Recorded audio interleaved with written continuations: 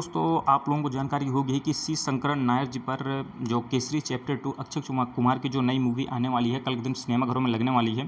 तो ये कौन थे आखिर जिन पर इतनी ज़्यादा चर्चा हो रही है और आज तक हमें इनके बारे में पता क्यों नहीं था। आप जब इनके रिकॉर्ड को देखेंगे ना, हिस्ट्री में इन्होंने क्या क्या काम किया, तो आपको लगेगा कि अरे यार ये हमें तो पढ़ाना चाहिए था, लेकिन हमें पता कि इसके बारे में है।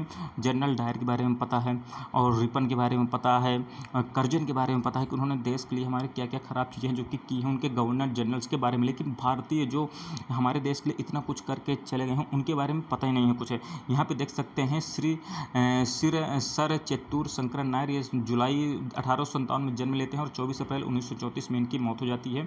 और ये एडवोकेट जनरल मद्रास के रहे हैं 1906 से 1908 में।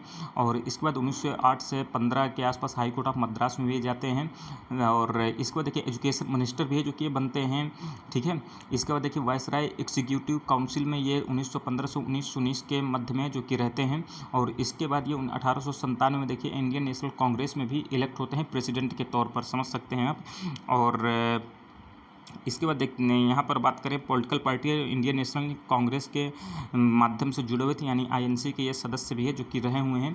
यहाँ पर देखिए प्रधानमंत्री नरेंद्र मोदी जी ने भी इनको काफ़ी ज़्यादा इनकी बड़ाई किया और इनका जो इतिहास में काम था उसको इन्होंने रिकॉग्नाइज़ किया कि जो इन्होंने काम किया है उसे लगातार इतने सालों तक भारतीय लोगों से छिपाया गया है। आखिर ये क्यों छिपाया गया? क्योंकि ये हमारे हिस्ट्री में एक क्या कहते हैं गर्व का पल होना चाहिए था और उन्होंने इनके कार्यों को हमें बताना चाहिए था। लेकिन हम लोग एज ए नेशन फेल रहे हैं, अपने बहुत ज़्यादा अनसंग हीरो को उनके बारे में अच्छे से बातें नहीं कर पाए हैं। ये श्री शंकर नायर जी वही हैं जिन्होंने जलियांवाला बाग जो मैसेकर हुआ था 1919 में अमृतसर में, उसके खिलाफ डायरेक्ट ब्रिटिश एम्पायर से जो कि लड़ जाते हैं, ठीक है। और यहाँ पर देखिए आगे बात करें तो ये सी शंकर नायर है जिन्होंने 1919 में इंडिया की तरफ से इंडिया की तरफ से ब्रिटिश एम्पायर के खिलाफ लड़ जाते हैं और जो वायसराय काउंसिल होती है उससे भाई साहब इस्तीफा दे देते हैं। समझ रहे हैं कितनी बड़ी बात थी उस समय।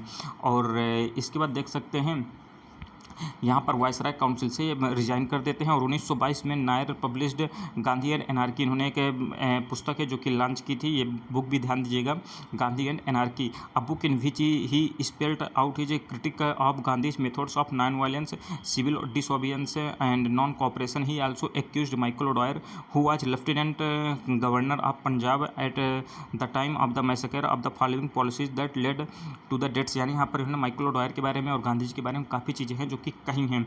अब यहाँ पे देखिए माइकल ओडॉयर के खिलाफ जाने पर क्या होता है, सी शंकर नायर जो है वकील के रूप में इनके खिलाफ लड़ जाते हैं। अब पहले ये इन्हीं के सदस्य हुआ करते थे गवर्निंग काउंसिल के, लेकिन होता क्या है ये जब लड़ जाते हैं तो इन्हें भाई साहब वायसराय काउंसिल से हटा दिया जाता है और माइकल ओडॉयर की तरफ से कहा जाता है कि मुझे आप 500 यूरो जो है दीजिए। और इसके बाद क्या करेंगे, हम लोग जो आपके ऊपर ट्रायल है जो कि चला रहे हैं, सज़ा देने का काम कर रहे हैं, तो उसे जो है हम हटा देंगे।